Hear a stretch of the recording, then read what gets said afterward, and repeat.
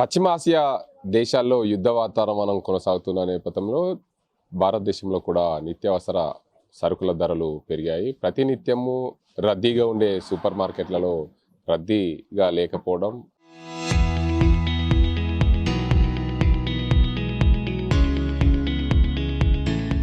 Shop యజమానులకు ఇటు వినియోగదారులకు భారం పడుతున్న పరిస్థితులు మనం చూడొచ్చు. నిజామాబాద్ జిల్లాలోని పంచవటి సూపర్ మార్కెట్లో ప్రతినిత్యం ఇక్కడ వినియోగదారులు ఎంతోమంది వస్తుంటారు.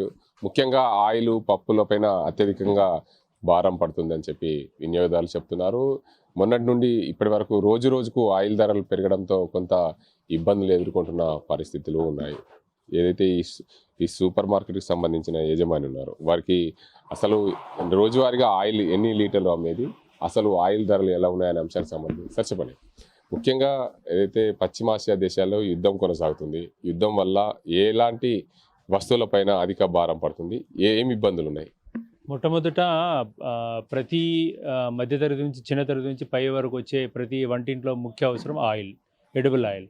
తర్వాత కిరాణా రేషన్లో కూడా మ్యాక్సిమం షేర్ తీసుకునేది వెజిటబుల్ ఆయిల్స్, ఎడిబుల్ ఆయిల్స్.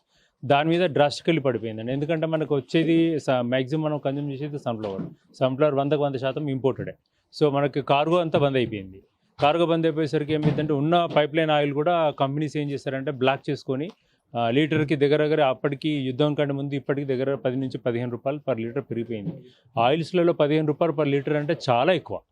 అది ఇంపాక్ట్ అన్ని తరగతుల వరకు దెబ్బతలుగుతుందండి. ఇది కాకుండా ఏమవుతుందంటే మనకి కొన్ని డ్రై ఫ్రూట్స్, మసాలాలు మనకు ఆఫ్ఘనిస్తాన్ నుంచి వస్తాయి, తర్వాత కొన్ని దుబాయ్ నుంచి వస్తాయి, ఖర్జూరా ఉంది దుబాయ్ నుంచి వస్తాయి. ఇప్పుడు అక్కడ నుంచి టోటల్లీ కార్గో బంద్ అయిపోయింది. సో అది ప్రతి వస్తువు దాని మీద పెరిగిపోయింది. అందరికీ కస్టమర్లకి ఇబ్బంది. మాకు కూడా ఏంటంటే ఈ రోజు ఉన్న రేటు రేపు ఉండట్లేదు, రేపు ఉన్న రేటు ఎల్లుండి ఉండట్లేదు. కస్టమర్కి ఏం అమ్మాలో కూడా మాకు అర్థం కావట్లేదు. తర్వాత సరుకులు కూడా ఇవ్వట్లేదు, పైనుంచి కూడా ఇవ్వట్లేదు. అట్లా ఉంది, చాలా ఇబ్బంది ఉంది అది.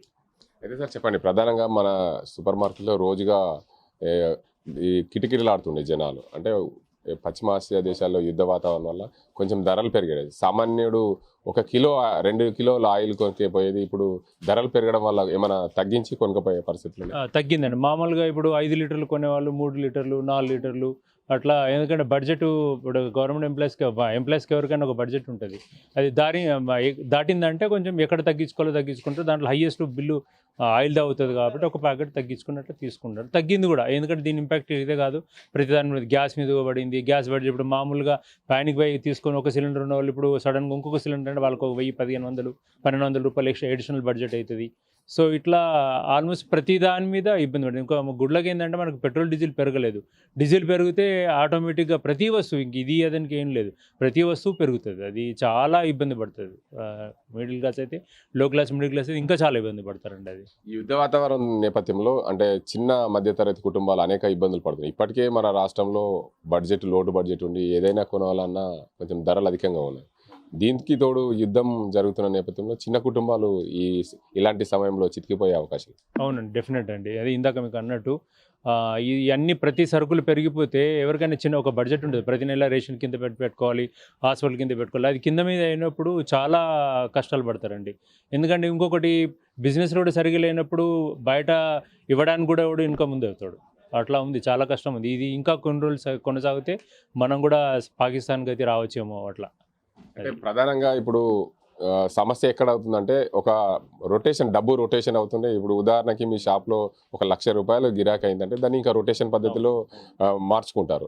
ఇలా ఏమైనా ఇబ్బందులు? అవును, డెఫినెట్గా అండి. ఎందుకంటే సేల్ తగ్గిపోయింది. సేల్ తగ్గిపోయేసరికి ఆటోమేటిక్గా రొటేషన్ కూడా తగ్గిపోతుంది. సేల్ తగ్గినప్పుడు ఖర్చులు పెరుగుతాయి, లాభం తగ్గుతుంది, రొటేషన్ తగ్గిపోతుంది. సో అన్నీ ఇంపాక్ట్ పడుతుందండి అది అట్లాగే. Thank you. మొత్తానికి చూడొచ్చు, దీనికి అందరికి సంబంధించి షాప్లో ఉండే వాళ్ళందరూ కూడా ఉన్నారు. దీనికి ముఖ్యంగా ఏదేమైనప్పటికీ ఏదైతే నిజామాబాద్ జిల్లాలో నిత్యావసర సరుకులు అయితే ఏదైతే యుద్ధ వాతావరణం వల్ల పెరిగాయని చెప్తున్నారు. ప్రధానంగా ఒక్కో లీటర్కు రోజువారీగా అంటే నిన్నటికి ఈ రోజుకు 10 రూపాయల ధర అధికంగా పెరిగింది. దీనివల్ల కొంచెం వినియోగదారులు కొంచెం ఇబ్బందులు పడుతున్నారు. మేము కూడా అమ్మే వాళ్ళము. ఈ రోజు ఉన్న ధర రేపు ఉండకపోవడంతో మేము ఏం చేయాలో దిక్కుతోచని పరిస్థితుల్లో ఉన్నాము. రోజువారీగా ఈ షాప్లోకి ఎంతమంది వస్తున్నారనే అంశానికి సంబంధించి అడుగుదాం.